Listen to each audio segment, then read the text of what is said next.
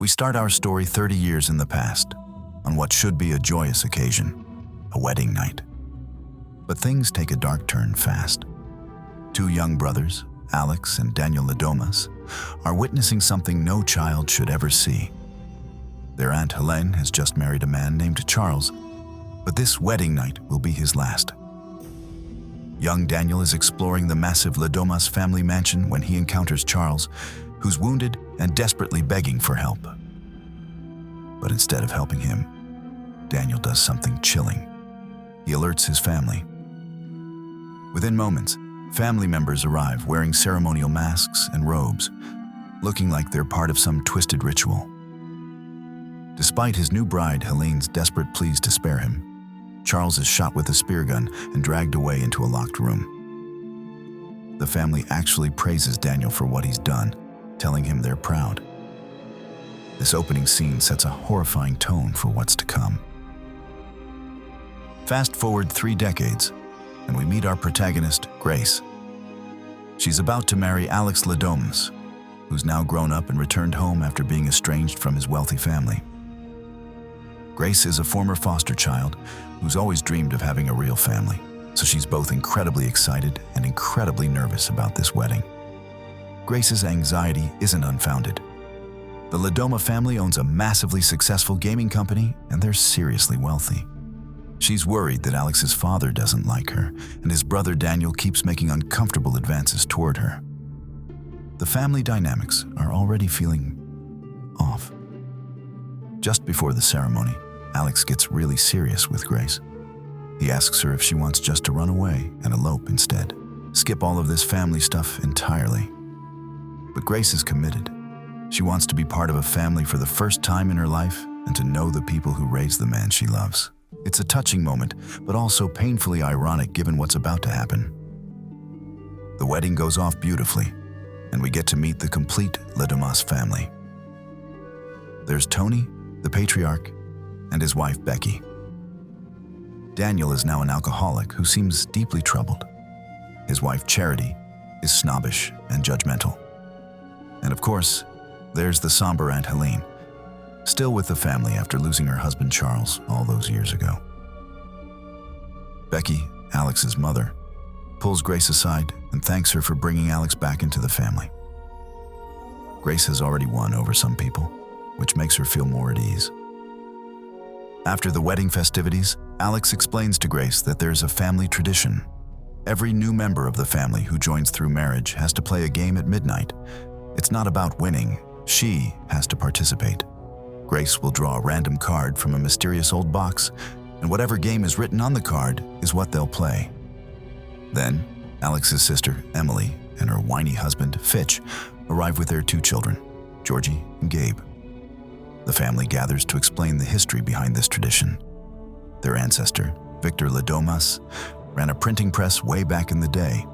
He met a man named Labale on a passenger ship, and this Labale guy was a collector of exotic antiquities that he sold to wealthy Americans. Both men shared a passion for games of chance. Here's where it gets interesting. Labale gave Victor Ladomas a mysterious puzzle box and challenged him to solve it before morning. Victor succeeded, and Labale made him an offer. He would build the Ladomas fortune in exchange for the family observing this tradition. Every time someone new joins the family, a blank card goes into the box, and Labale, or his spirit, or whatever supernatural force is at work, chooses which game they'll play. Tony explains that some power watches over their family and its wealth. Today, he owns 4 professional sports teams and a sprawling gaming empire. The implication is clear. This tradition is the source of all their success. The moment of truth arrives. Grace reaches into the ancient box and draws her card. The family leans in to see what it says, and their faces drop. The card reads, "Hide and seek." Grace thinks this is quirky but harmless, just a game of hide and seek in this massive mansion. She's given time to hide while the family prepares. But what Grace doesn't know is that the family members are arming themselves with antique weapons from their collection. Crossbows, axes, rifles, spear guns. This isn't going to be a regular game of hide and seek. The mansion employs 3 maids: Clara, Tina, and Dora. As Grace hides, creeping through the dark corridors of the mansion, she's still thinking this is all just eccentric rich people's behavior. But her confusion turns to absolute horror when she witnesses something unthinkable.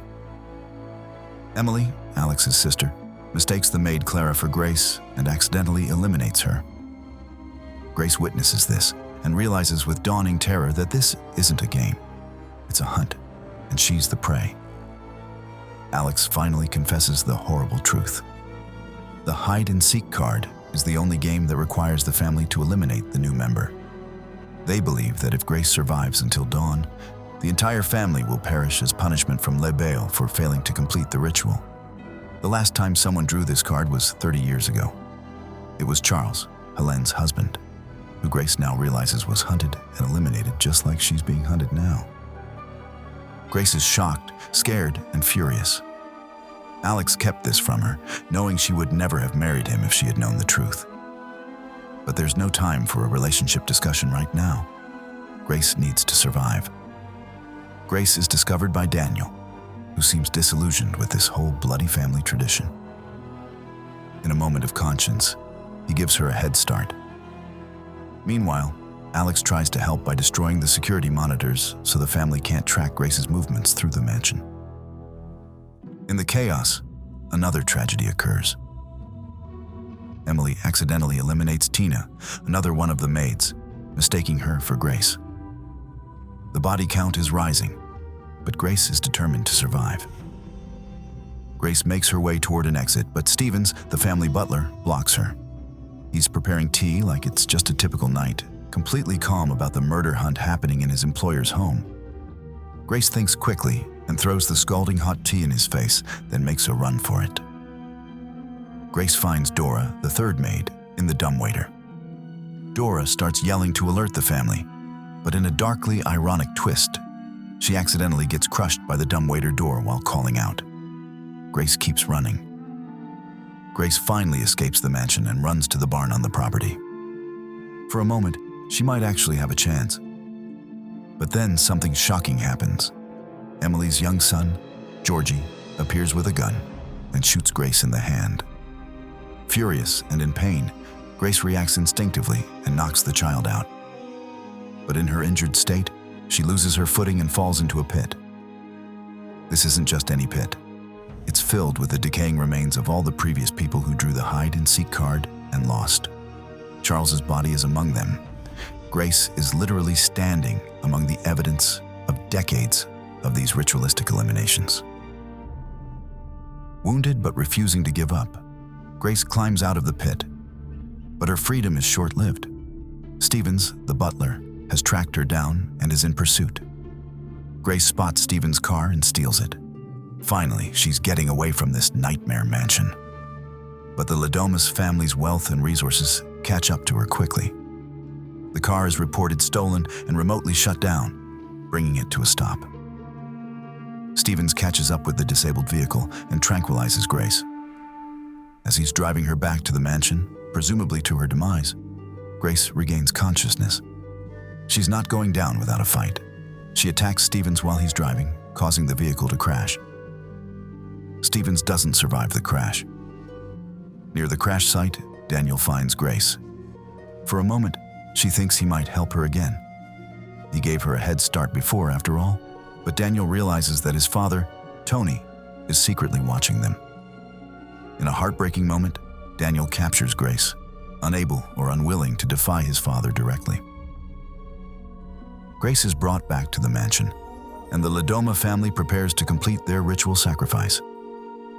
She's restrained on a symbol shaped like a pentagon. The family gathers around in their ceremonial robes, ready to finish what they started hours ago.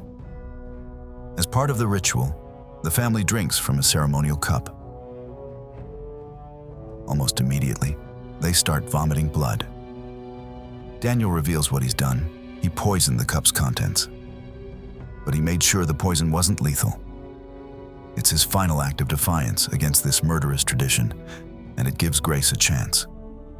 Daniel releases Grace from her restraints. But before anyone can react to this betrayal, Charity, Daniel's own wife, shoots him in the throat. Daniel bleeds out and passes away, while Grace watches helplessly. This man, who tried to save her, who gave her chances to escape, is now gone. Something snaps in Grace. She's had enough. She grabs a pistol and strikes Charity with it, then picks up an oil lamp and bludgeons Tony with it. In the chaos, the lamp breaks and starts a fire in the mansion. Becky, Alex's mother, attacks Grace. But Grace has reached her breaking point. She fights back with LaBelle's ancient wooden game box, using it to defend herself against Becky until Becky is no longer a threat. Alex finds Daniel's body, and then he finds Grace standing over his mother's body. The mansion is burning around them. In this moment, Alex realizes that Grace no longer trusts him. How could she? He kept the truth from her, and his family spent the entire night trying to eliminate her. Realizing he's lost Grace forever, Alex makes a choice. He subdues her and drags her back to where the remaining family members are gathering. The surviving Le Dumases, including the wounded Tony, Aunt Helene, and others, prepare for one final attempt to complete the ritual. They begin hailing Satan as Alex prepares to stab Grace to complete the sacrifice. At the last possible moment, Grace manages to twist her body. The blade meant for her heart plunges into her shoulder instead. She frees herself just as the first light of dawn breaks through the windows. Nothing happens. For a long moment, everyone stands there waiting. The family starts to believe that maybe it was all a lie. Perhaps this tradition they've been following and eliminating people for was never real. Maybe all of this death and horror was for absolutely nothing. Aunt Helene, furious that Grace has survived and seemingly ruined everything, charges at her to attack. But mid-stride, Helene suddenly explodes in a shower of gore and ash. One by one, the remaining Le Dumas family members explode as the curse takes them. Tony, Fitch, Emily, and Charity, all of them burst apart as punishment for failing to complete the ritual before dawn. The mansion continues to burn around them. Only Alex remains. He approaches Grace, trying to convince her to forgive him, to understand why he did what he did. But Grace has had enough. She's been shot, wounded, chased, nearly sacrificed, and betrayed by the man she married. She pulls off her wedding ring and tosses it back to him. "I want a divorce," she says. With those words, Alex too succumbs to the curse and explodes. In the smoke and flames, Grace sees something impossible. A figure appears briefly. He looks at Grace and nods. LaBelle himself, or his spirit, then he vanishes. As sirens approach and emergency vehicles arrive, we see Grace sitting on the patio steps outside the burning mansion. She's exhausted, traumatized, covered in blood and injuries. Her beautiful white wedding dress is now stained completely red. She pulls out a cigarette and lights it with shaking hands. A police officer approaches and asks what happened. Grace takes a drag from her cigarette, looks at the officer, and delivers the perfect final line. "In-laws." What an absolutely wild ride of a movie. This film is really a brilliant dark comedy that uses the horror of a deadly game night to explore some fascinating themes. On the surface, it's about a woman fighting for her life against her murderous in-laws. But dig a little deeper, and it's really about the extremes people will go to maintain wealth and power, how family traditions can become toxic, and the idea that some families will literally sacrifice anything, including innocent people, to keep their status. Grace represents the ultimate outsider trying to break into a world that doesn't want her. As a former foster child, she spent her whole life dreaming of having a family, only to discover that this family is willing to eliminate her to protect their own interests. It's a pretty dark commentary on how the wealthy elite often view everyone else as expendable. The movie also does something exciting with the concept of belief and tradition. The Ledoma family has been following this ritual for generations, never knowing if it's genuine or just superstition. They've eliminated people based on a supernatural deal their ancestor made. And in the end, turns out it was real. If you enjoyed this recap, please give this video a thumbs up and subscribe to the channel for more movie breakdowns, analysis, and discussions. Hit that notification bell so you don't miss any future uploads. And if there's a specific movie you'd like me to cover next, drop your suggestions in the comments.